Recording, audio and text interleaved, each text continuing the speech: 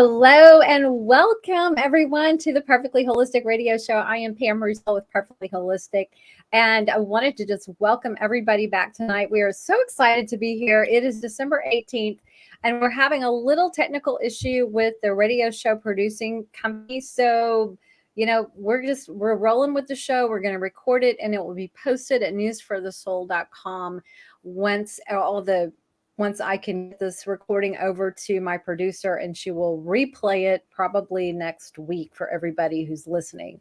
So without further ado, we're just going to keep the show going and we're going to jump right in. Let me reintroduce briefly my two amazing guests that are coming back, Dr. Adrianne Smedstad and Adam Sherman. Thank you guys so much for joining us tonight. Absolutely. Thank you, Pam. This is going to be so much fun. Adrianne, let's start with you. For our viewers who are not familiar with you or who did not see you last time on a couple of our shows, just tell our viewers who you are and what you do and how you got into what you're doing. I know that's a long intro. It's okay. I'm a doctor of natural medicine, and practicing natural medicine, I just started seeing a lot of patients with emotional distress. And I was lucky to meet Adam, and he introduced me into a different avenue of healing. And it is a wonderful avenue of healing. And that's where I got into the soul retrieval and all that. So awesome. That is awesome. And Adam, tell us about you. Yeah, hi, my name is Adam Sherman. I am a sacred medicine practitioner, a Reiki master, and do spiritual guidance sessions with energy work. So super excited to be here and have, come to some good understandings on my own of the soul contracts and soul retrievals too. So excited to be here and share. That's so amazing. And I want to just ask our audience, for those of you who are watching tonight or listening on the go or whatever, let me know if you have heard of soul contracts and soul retrievals before, because I kind of want to gauge what the audience has experience with. Maybe you've kind of heard it on the perimeter, but you're not really sure what it is. Or maybe you've never heard of this subject whatsoever. But I am just curious to know what you guys have heard about it before. And you're welcome to drop questions into the comments on YouTube or Facebook as we go. We will try to get to everyone's questions during the show too. I wanted to start by just saying that we're going to cover the relationship with both people and pets, because soul contracts and soul retrievals can work on both. So you're wondering why this topic on a Perfectly Holistic Radio Show, which caters mainly to cats and pets. Well, there's a reason. It's because this involves pets and our cats and our dogs and our horses or whatever pets you have. So, Adrianne, I'm sorry. No, let's start with Adam. Since you have, I know, Adrianne, you said you wanted to defer to Adam a lot. So, Adam, why don't you start by telling us exactly what is a soul contract? We'll start with soul contracts first. Sure. Yeah. So, I mean, when you think at the bigger picture, the purpose of existence is evolution, and, the goal is ascension. So there were agreements that were made when we were souls to come down here and learn. And that's kind of all they are, is all for the greatest, highest good, for us to learn certain lessons and for us to evolve and grow. And once those soul contracts kind of have been completed, and I'm sure, like, with that, everybody realizes there's been like certain friends kind of leaving our path and everything, and then there's new ones that come in to fulfill other contracts. Yes. And it's interesting, like when you look back over your lifetime, there are like cycles we go through, and you'll have a certain set of friends or family members in your life for a time. And then you kind of transition to a next phase, if you will, and you'll have a whole different set of people and circumstances that are involved in your life. And then you'll kind of transition out of that into another phase. And so there's, like you were saying, we can have multiple contracts in our lifetime, depending on the phase of life that we're going through. Is that correct? Yes, yes, and it's always so interesting just to grasp. I'm sure we all had a contract, for this exact day to come here and speak Yeah. about this very topic, and then, to help broaden the perspective of others. And we even brought up animals, and it's the same thing with a contract, like whether it be they just be our companion or they're going to help us learn to kind of be a little more present, and be that kind of guardian angel that they are, to all of us too. So it's just so fascinating. Like you can really expand on this topic and just, find all sorts of cool little bits and pieces of, what the bigger picture can look like. And Adam, Yes. don't you agree that everything is organized before we incarnate? Yes. Yes, 100%. However, we do have free will here. So, and that's where we talked about, kind of the quantum realm last time. That's where, like, just a new timeline can emerge. And then we have contracts with other people there too. But I think one of the biggest challenges, would be is do we attach to these, say, relationships or friendships ending? Do we really like hold on to, even a job ending when in fact it could be a better one, more aligned to your highest purpose that's coming. So it's all about, another theme that's coming up is just really embodying the flow state, and allowing whatever's meant to come, and whatever's meant to leave. Yes. I love that. Yes. love it. So, Laura Lee says she recently learned that Emmett, that's her cat, Emmett's purpose is to be my teacher, and all of the health issues that he has had is to guide me along my path and teach me how to help other cats. Isn't that cool? Oh, Beautiful. Yes. And Jeff says, I've heard of the subject and I think I might know a little that before we came to a body, we make decisions or contracts with other souls that we will meet when in body. Yes. So that's essentially how it works. But let's back up even before this. And can you describe, let's pretend we're all souls sitting on the other side, maybe sitting around a conference table with, coffee or whatever, and go, okay, I'm going to go back. I'm going to learn about this and this. Who wants to come with me? Right.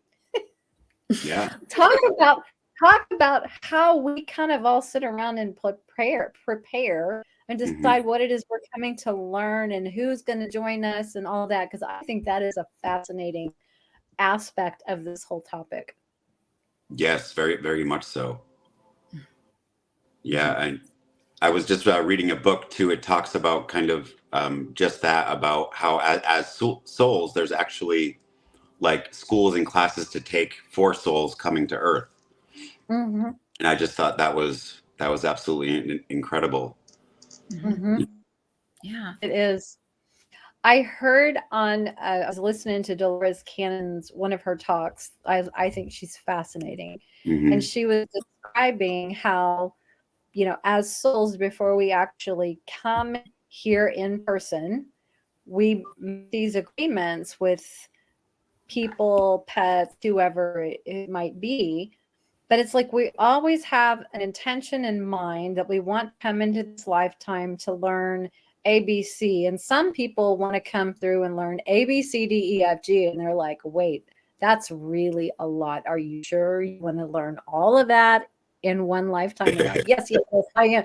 And then people get to the other side and they're like, they're struggling and they're going through so much trauma and so much pain, and they have no memory that they made this agreement, and their guides tried to tell them before we came, well, we tried to tell you, but you didn't listen, and you decided you wanted to do all this in one lifetime anyway. So right. just, what can you do? We try to tell you, But I also heard, it's very interesting, that because we all come from divine source creator, we are sent out as souls to learn things in order to bring back and share what we've learned, with divine, with other souls, so that we can all experience the multiple lifetimes that we have gone through to learn all of these lessons. So can you talk a little bit about what some of those lessons might look like? Oh, wow. That can be, anything and everything. And, I think too, like such a big thing is we're also here to embody love and show love, learn to receive love. Mhm. But, we're here to have this human experience. So Yes. we're going to feel all sorts of emotions, anger, sadness, grief. And it's all with that too. It's like we're here to master our emotions as well. So coming to the understanding of feel like being present and feeling everything, knowing that it's just only temporary, it's not here to stay if we allow it just to pass through. So Mhm.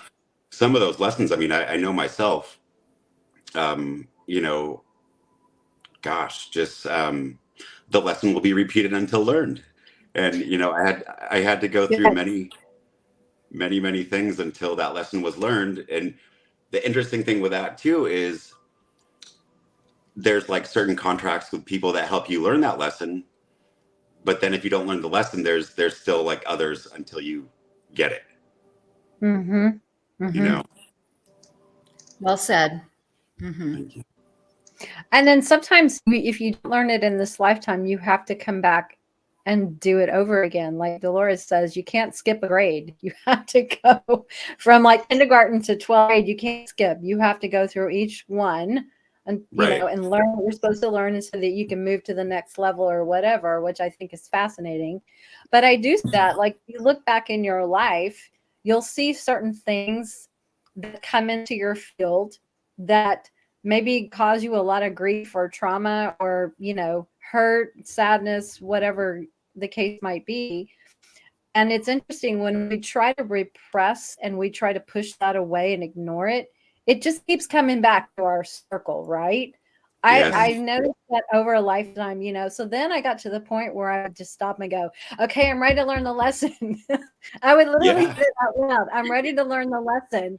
I didn't know necessarily what I was saying, but I just remember saying that because I don't want to keep going through this and making this mistake over and over. It's like different people, like you said, but the same type of situation that you have to make a different choice, right? You have to Yes. answer that. You have to learn to forgive, or you have to learn to love yourself, or whatever the case might be, that you didn't get the first 2, 3, 4, 5 times. So here's another person to come along and give you another shot Surprise. at it, right? Yeah. Yeah. Very true. Very true. Yes. And, I feel one of the bigger programs, to me at least, that's clearing right now is that of narcissistic abuse. So, Mm, anybody that is such a giver, like all of us, and mm, a lot of people, yeah. is we will be tested time and time again until we realize that people are just pulling from us. It may start as a romantic relationship, and then you're kind of like, which usually results in the karmic relationship. The relationship that's meant to kind of teach you how to love yourself correctly. Then it might show up as clients, and then that lesson's going to get shinier and shinier until it may be like a beautiful, teacher or something like that. But they still have those same tendencies. And what they're Mm, usually teaching us is to, have boundaries, speak our truth, mm. and just not um, even associate with that energy. But it keeps showing up until you're really ready to, let it Right, go. Well right. said. Well said. I Yeah. was thinking about this in terms, like, just a few months ago. I was thinking in terms of like my previous husband.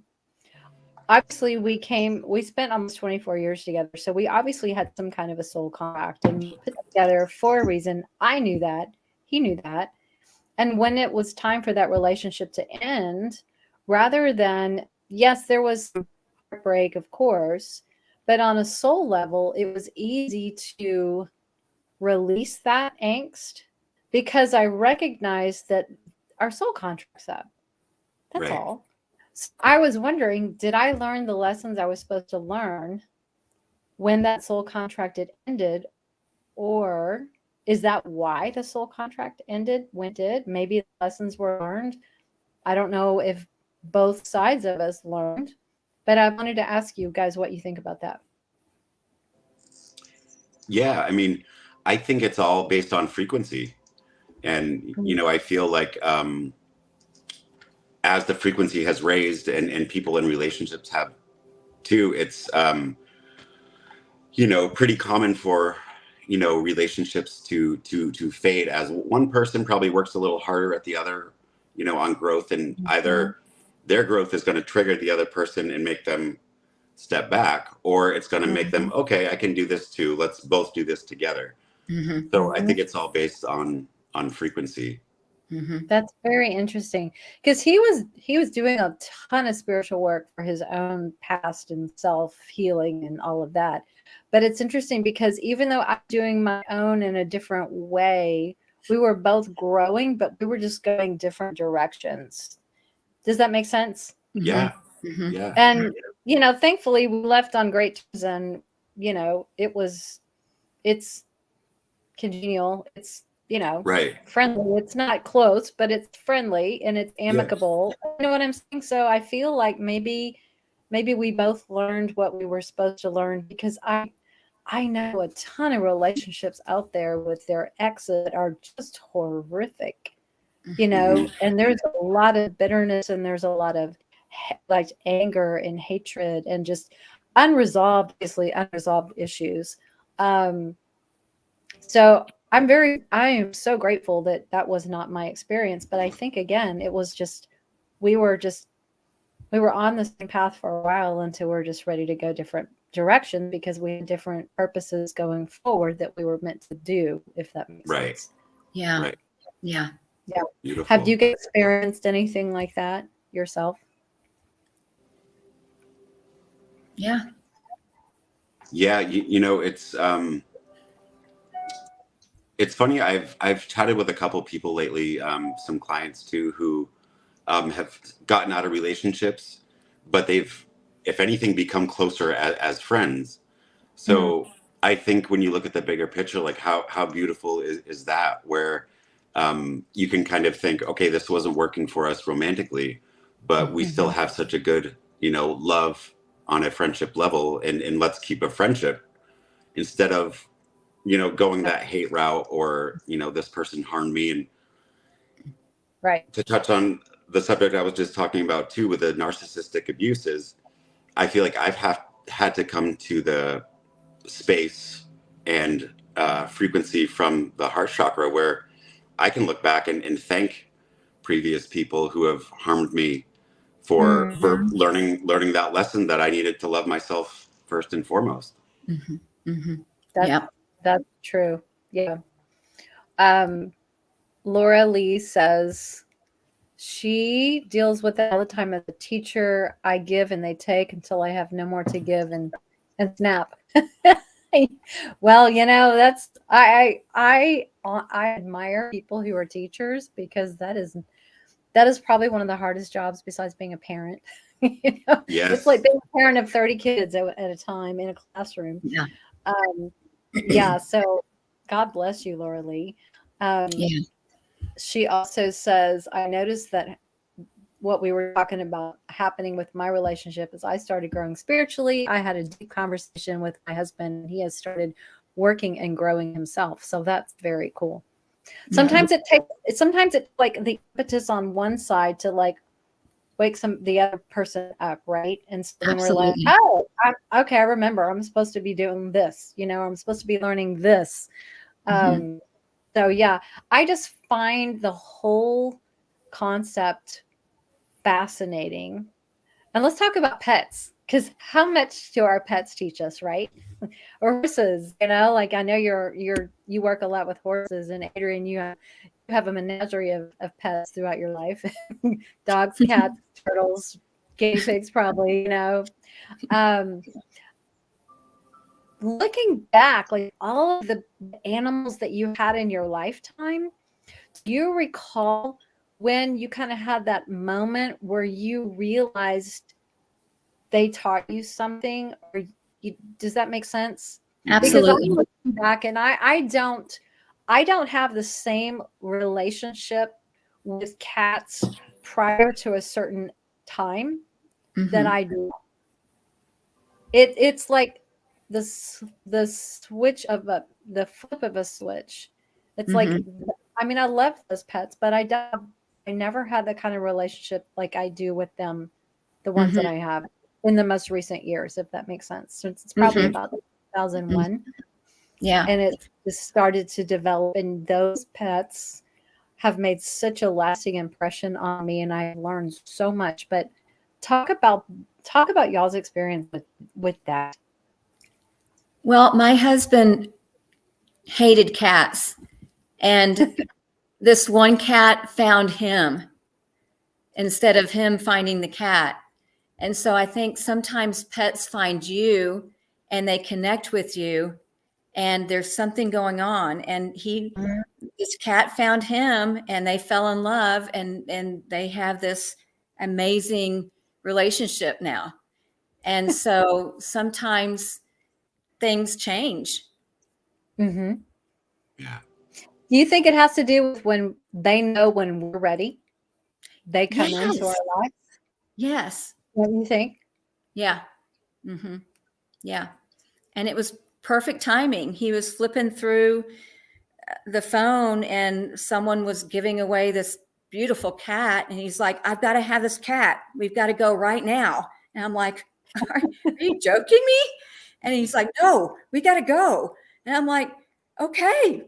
And we went and got this cat, and they have this beautiful relationship. And I would have never thought that would have happened. So I think sometimes the timing, like you said, Mhm. and the contract of whatever they're supposed to be doing together, it's a Mhm. beautiful relationship.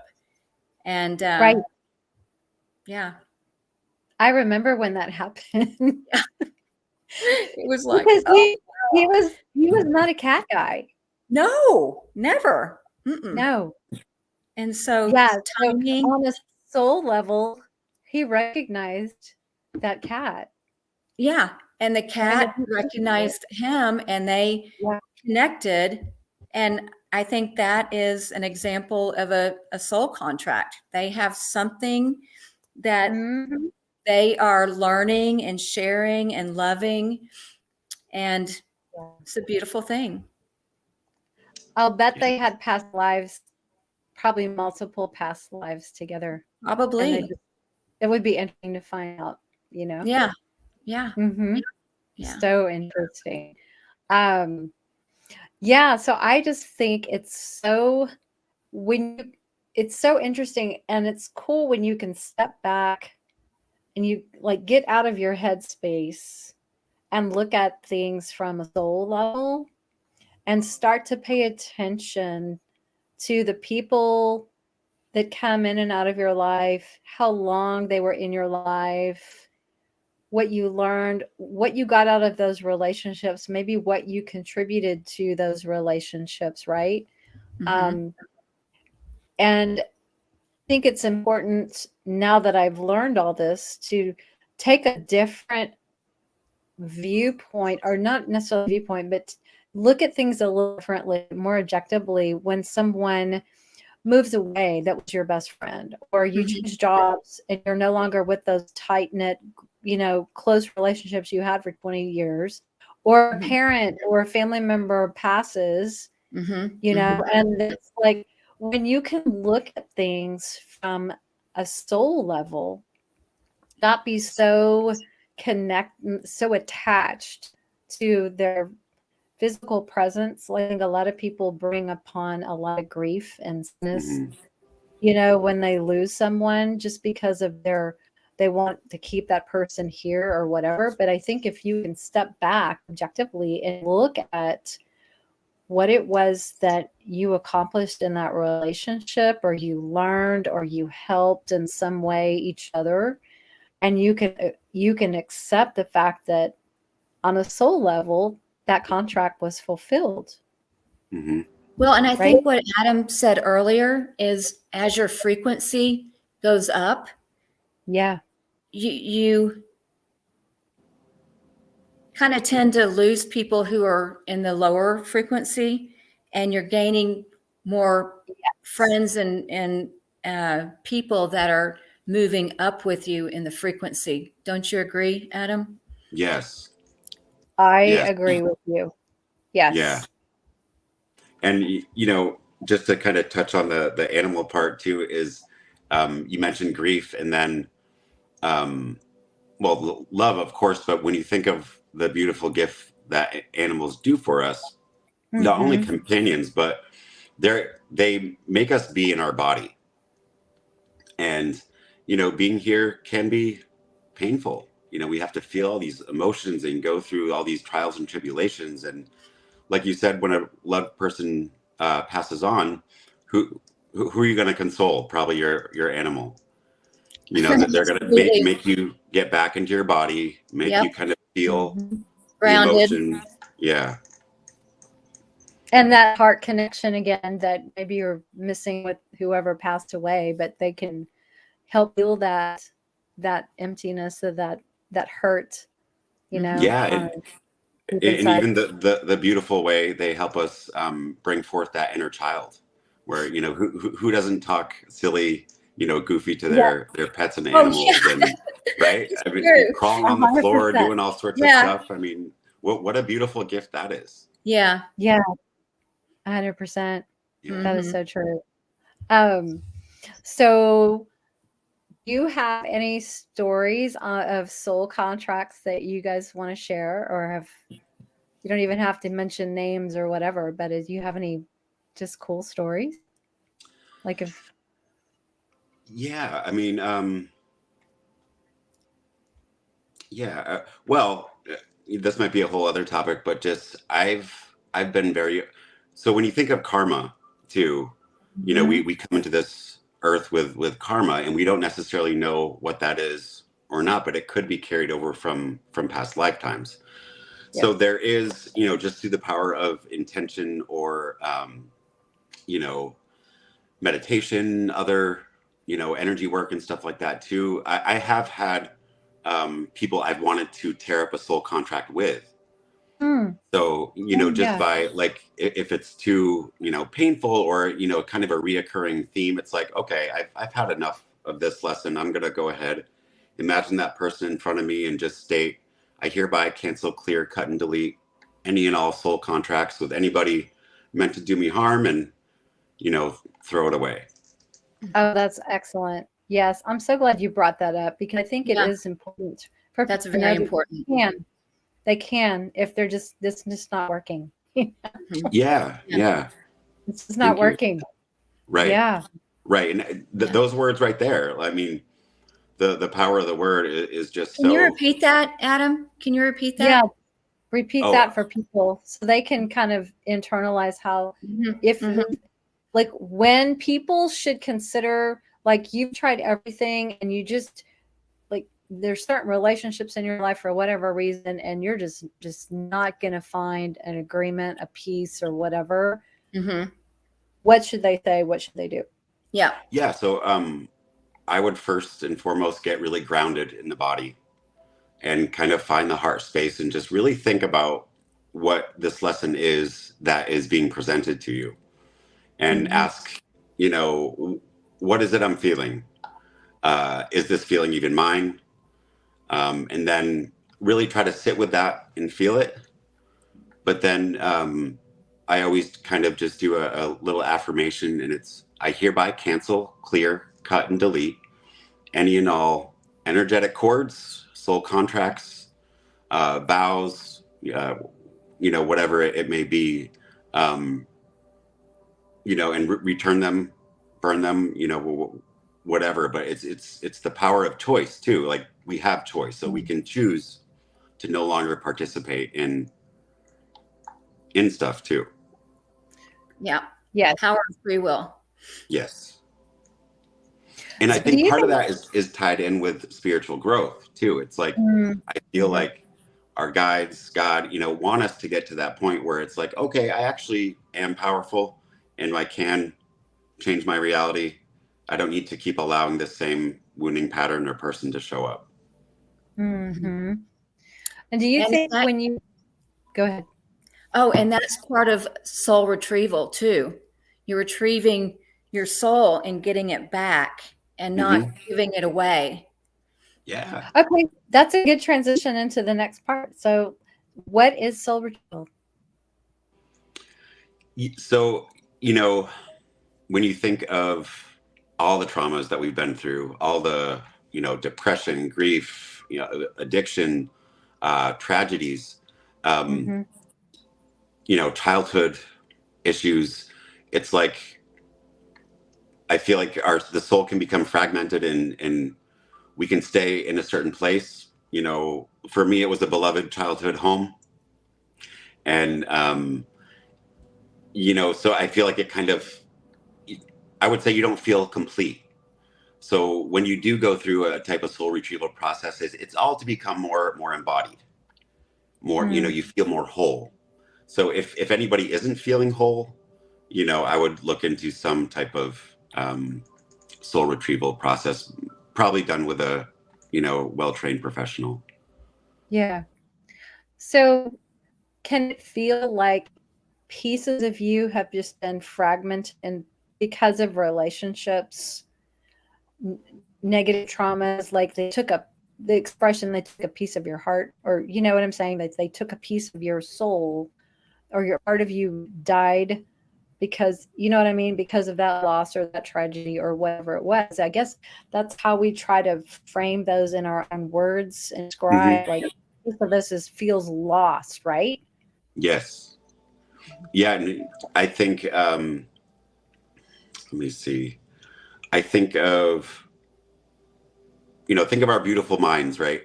If anybody or anything is taking up too much space in that, then I would think that would be a sign to, okay, what's really going on here? Have I recovered all parts of myself? Have, cords been cut? Is there anything else I kind of need to do? And, Mm-hmm. I would just kind of say that the first step would be even, just before bed, I would, pray or meditate about wanting to retrieve all aspects of your soul. And then meditation and Yeah. meditating on those affirmations and um, releasing what no longer belongs. Hmm. And then Mm-hmm. in knowing that it's going to happen. Mm-hmm. Yeah. Yes, because it's a statement. We state with intention.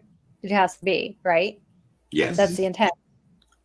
Mm-hmm. Bill has a question over here. He says, for humans, let me show the, I'm going to show the, says, for humans that cannot come to grips with a loss, albeit a loved one, a parent, or sibling, including past pets, what then? So they can't come to grips with that loss. What is that all about, do you think? And then what can they do about it? Yeah, I mean, I would definitely look into seeing a therapist or spiritual guidance counselor, and look into energy work because it seems, grief is such a, rough emotion to handle because we have to allow ourselves. Mhm. Anger and sadness go hand in hand. So, Mhm. and think of the programming that, we're deprogramming. It's okay to feel those emotions. It's okay to express those emotions. Mm-hmm. Yeah. So if we're able to kind of feel that, but then allow it to be expressed, the grief, and allow the anger to come up, you know, Yeah. get it out of the body, sit with the crying, and just know that all that weight is going to be lifted off once you do deal with that. Well, and it all Mhm. gets stored in the solar plexus. And Adam, as you said before, go scream in the car, go Yeah. hit a pillow, go do something. And I love the energy work that you do, Adam, because you teach us to do that and allow us to um, say it's okay to get mad. It's okay to cry. It's okay to just get it out, no matter Right. what it is. Right. And isn't it interesting that there's these centers coming up where you throw plates? Yeah. You know, I'm a fan of that stuff. Really? So we've got to get it out because it gets stored in the solar plexus and then it really gets manifested. Yeah, and you know, I really want to thank him for messaging in and expressing that, because that's the first step. Exactly. Yeah. And of I course was- just the medicine that we serve is incredibly beneficial in realigning the chakras. So that would be an option too, after he, you know, tries to deal with it. That's a good point. Good point. I was listening to a spiritual therapist the other day who was just incredible. She's just got so much wisdom, but she says society has trained us to just suppress, like push down all of these emotions and try to just, you know, distract ourselves with other things and put aside the hurts, the, you know, the traumas or whatever. This is a great example that, you know, when things like this keep coming up again and again and again, looking at things, no matter what kind of trauma or loss it might be, people, pets, what have you, jobs, opportunities, whatever, it is a good time to just sit, like you said, and just let those emotions come to the surface and feel them so that they can release and not get stuck in the body, because that's when we start to create this dis-ease process, right? Yes. Adrianne? Mm-hmm. Absolutely. Yeah. Mm-hmm. And that's when people start to get things like cancer and all, you know, illnesses and diseases and things like that, because of all of the stuff we try to stuff down inside of us instead of letting it come to the surface and let go, you know? Right. Exactly. And a lot of people don't know how to let go. Right. Or they don't feel safe to let go because True. it's so familiar Mm-hmm. to feel like I'm going to let it go. I mean, they would feel like a different person. Like, I don't know what that feels like. It doesn't feel comfortable because we get so comfortable with how we're normally feeling about things that is our norm when it shouldn't be the norm. Does that make sense? So it feels uncomfortable to get out of that comfort zone and let things come up and feel so they can let go, because like you said, it's time for some things that no longer serve us. We've got to let them go. They just keep coming back in our circle, right? Yeah. For us to learn again, give us another chance to deal with something. Yeah. So it's pretty powerful. So is there anything else you guys can share about the soul retrieval side? What about the pets? How do pets go through soul retrievals? That's a great question. You know, unfortunately, pets endure trauma and stuff too. And I would think part of that would happen when it coincides with like a beautiful soul contract. And there's a lot of love and care, and that animal starts probably healing that trauma just through the love it receives from its owner, or a happy environment, you know, running around crazy, maybe having other animals. I would think that would be a big component for that to happen. Because I know that the memory is different with animals.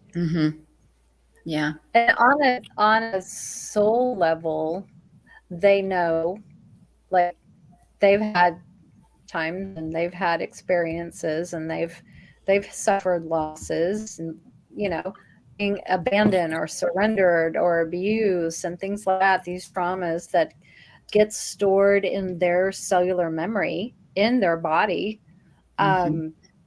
So I think it would be cool if, like, someone who does animal communication could learn to do soul, or maybe there's people, like, I'm sure there are, that do soul retrievals for pets. In fact, Dr. Isla Fishburne does, and she's from the UK. She has worked with pets and continues to work with pets and has done soul removals for animals, which I think is fascinating. Um, it's just sometimes it's hard for us to wrap our finite brains around things because we live in such a tangible world. We live in the left side of our brain most of the time.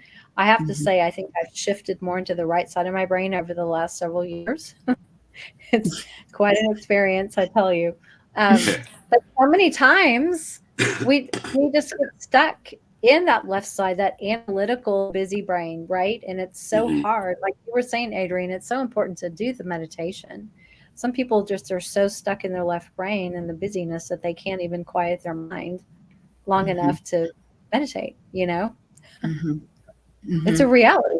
So it takes a lot of practice. It takes a lot of focus and intention, like you were saying. Yeah, and with the animal aspect too, I feel like animals for us are such transmuters of our own energy. So I've seen a lot of animals exhibit similar wounding patterns to the owner.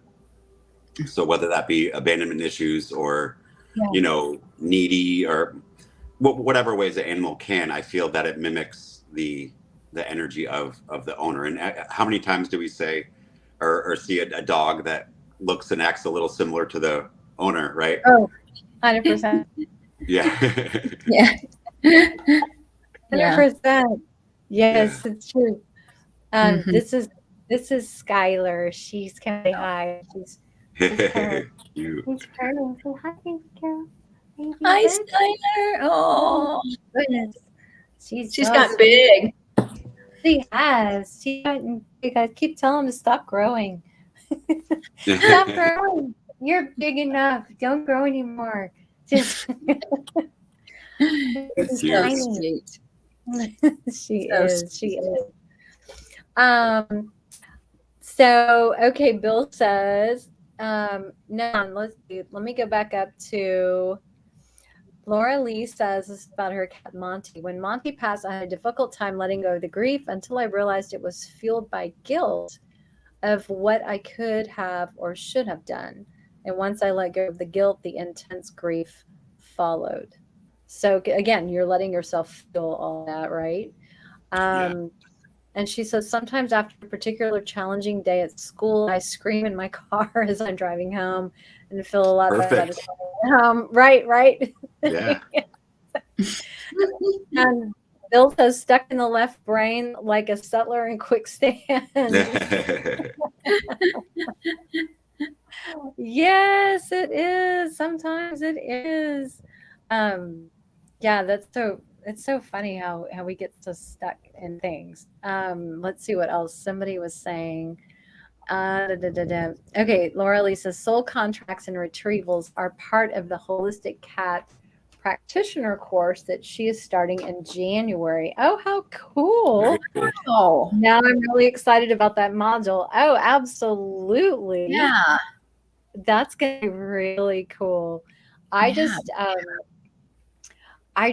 find it fascinating. Like if you have nothing better to do one day and just want to entertain yourself, like sit in a contemplative, state and just start to think about all the people in your circle, in your life at this time, and then start to observe what your relationships with those people are like, and what do you think your soul contract was. Like, how interesting would that be? Like, I wonder what we agreed to together. I wonder what we agreed to learn and what we agreed to do and come here. And you think about like all the possibilities of things that could have been. And then you observe it, over time to see what developed, I think it's obviously it's hindsight is 2020, right? So it's easier to understand things after the fact than probably while you're in the middle of it sometimes.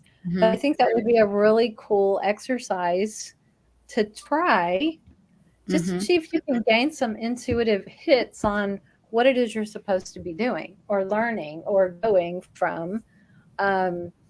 It's just so interesting. maybe write about it and then look back 6 months later and see, Journaling. and see where those relationships have grown and changed and helped you grow. Yeah. Even like people who, we were talking earlier, like the circles that we run in, how they shift and cycles through our lives. It's just it's fascinating to look back, and again, in hindsight is much easier to look back and see what you were going through at that time in your life, what kept coming up, that you had to keep like, oh God, here we go again. I'm thinking of like, single year, let's just say like when you're in 20s and you're not living at home anymore and you're in college or, starting careers or whatever, and you have all this free time and you think about all the people that were in your world then that are no longer in your world now, and how your life was back then, and like, oh my gosh, all the stupid mistakes I made, so glad like 30 years ago today, maybe I learned a few lessons over that time. What are you doing, busy girl?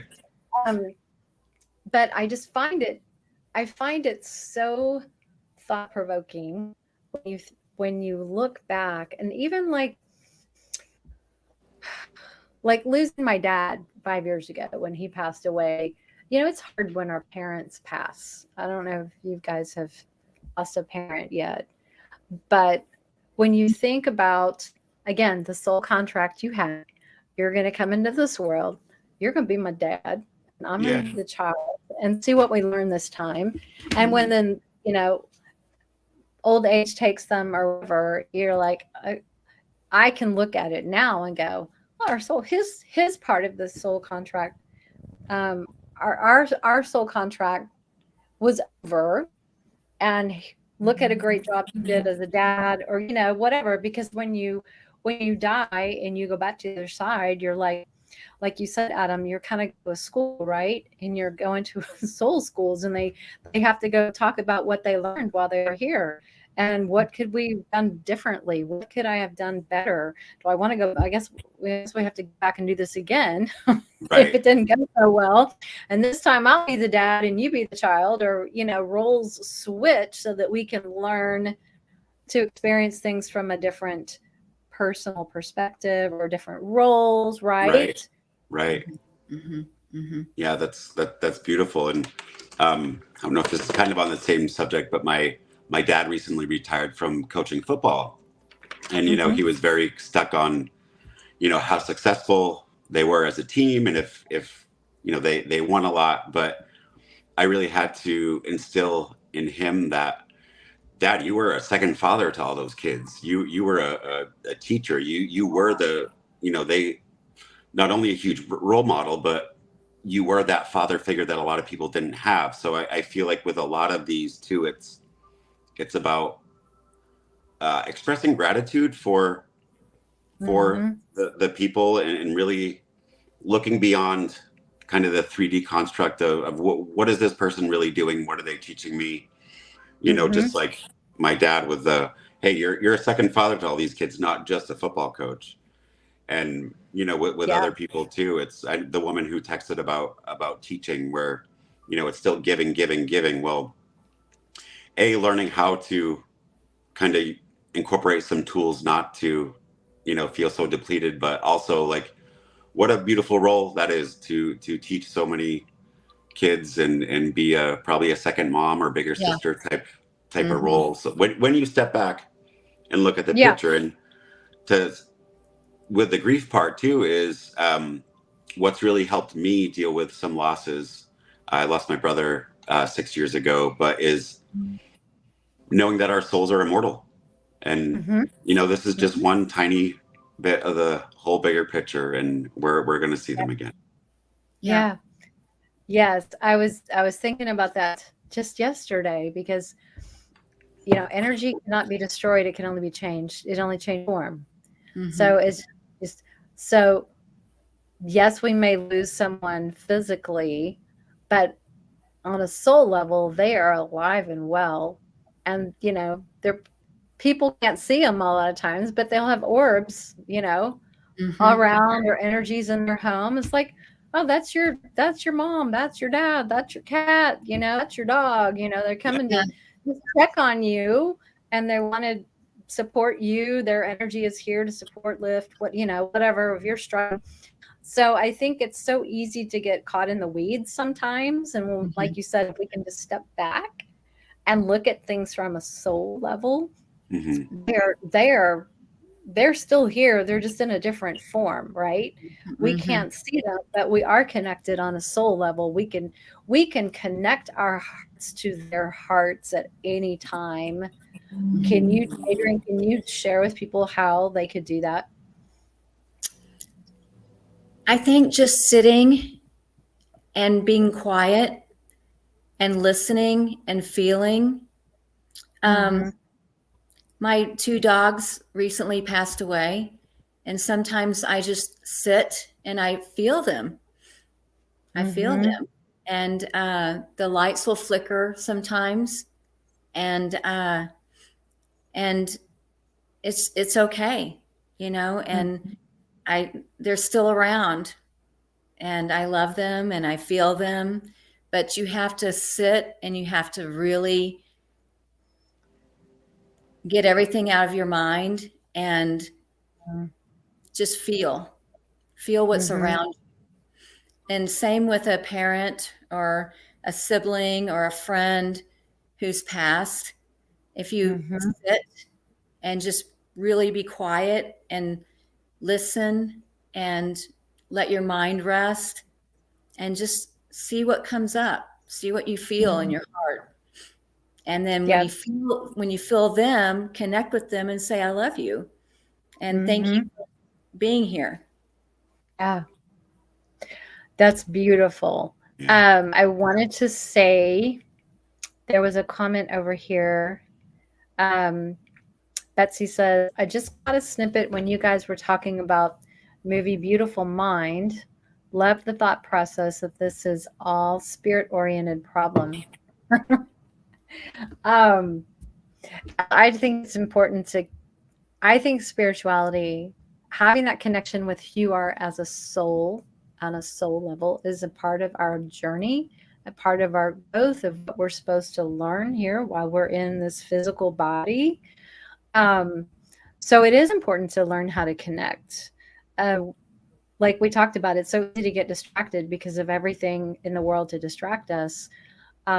So it does take practice and a lot of discipline to just sit like you were describing and be quiet and be still, connect, like a lot of times you can envision a golden cord connecting your heart with their heart in your mind and feel Mm-hmm. that connection on a heart level, and your heart just like vibrating so strong and you can feel it. Sometimes, I know this has happened to me in the past and it's happened, or I've heard a story like, I don't even know which teacher was teaching about it. They said when you're thinking about your pet that's passed and you just become overwhelmed all of a sudden with like this love or this, sadness because you miss them, it's whatever. It's like their presence is right there and it's triggering that connection on a soul level Mm-hmm. that's making you feel like that. It's like, because we can go throughout our whole day and we don't think 1 second and we're fine, and then all of a sudden we have this like, oh my gosh, you're out of the blue, I'm suddenly missing you and feeling so sad. It's like she said that their energy is right here, and that is why you're feeling that all of a sudden on a heart level and you become Mm-hmm. overwhelmed. It's like, I thought that was beautiful. Yeah. It's um beautiful. you know the trick is not getting stuck there, right? Right. Because I know some people get stuck in their grief, and that's not what our pets want us to do. They want us to celebrate them, you know Maybe change that yeah. frequency. And instead of feeling sad, you could say, wow, thanks for coming. Thanks for being here. I Yes. love you. And I appreciate Yes. you coming to say hello. Mm-hmm. Mm-hmm. I have a question from Laura Lee. She says, do soul contracts work with reincarnation? And can a soul contract be made to return in another form? Adam? That is a great question. I would think there are infinite number of possibilities. I would say probably yes. I mean, I believe in reincarnation, so I would say yes to that. And I it's interesting with the animals because I've heard different things that animals have their own set of kind of lessons and stuff they go through, but they stay in animal form. But that is a great question. I do think there are a lot of us that have been guides in other lifetimes and maybe are transitioning to do that too. It's all, this earth school, I tell you, it's all for growth. So I feel like we have to experience everything, every role, every, lifetime. And that was a good question. And different experiences and different lessons. And sometimes, like we were talking about earlier, you can't learn it all in one lifetime. Some people pile on way too much. They pile on way much and you're like, oh no, this is too much. But I think that's why we come back again, because we have to do it again. And we sit around with this similar group of people or souls, maybe some new ones popping in. Again, it's in phases, right? You come in at this time and we're going to learn this. And then we move into when I'm around this age, I'm going to meet this group and we're going to learn this together, so I do feel like that is true. And we do change roles so that we can learn have different opportunities to learn. Because as Dolores says, Earth School is the hardest place. It's the hardest place to be. Yes, only the strongest sign up. Only the strongest. What is that? Either we're crazy or we're strong. I don't know. Maybe a little bit of both, right? Both, right. A little bit of both. A little bit of both. Yeah. And then one final thought. Let's see, Nicole's. I had that overwhelming feeling during meditation yesterday over my heart dog Gypsy, who passed 7 years ago. Gypsy was probably sitting right there with you. That's probably. Yes, for sure. And then Laura Lisa's thoughts on star seeds, and we'll wrap up with that because we're almost at the top of the hour. Star seeds? I mean, I feel like that's kind of a broad topic, but I kind of think, the majority of us are star seeds. I think we all come from the stars, and it's embodying the as above, so below. The duality that's here is we're ancient, yet we're of the future or galactic as well. Yep. That's a great topic for another day. Yeah. I just wanted to add. Just wanted to add one piece of advice for everybody during this time. I need to hear this myself. Is just the resistance and restriction is the diamond. That's what we have to. That's where the growth is. That's where the magic is. If we're able to lean into that and face that, then we're just gonna bloom. Yes. Awesome. Yes. Love it. That is awesome. Well, this has been so fun. I love talking about these topics with you guys. I really appreciate your time and for all of our viewers tonight. Thank you so much for being here. Definitely drop a comment. Let us know what you enjoyed the most. And if you have other show ideas and things you want us to talk about, let us know. But anyway, on behalf of all of us, I wanted to wish everyone a very Merry Christmas and a very Happy New Year, because I will see you in January sometime for our next show. And I think it's with Rita Hogan. So she's going to be here talking about herbs and cats. So anyway, thank you guys so much. Have a blessed holiday season and a wonderful time with your friends and family and your pets. And we will see you next year. So Good night, everybody. Happy New Year.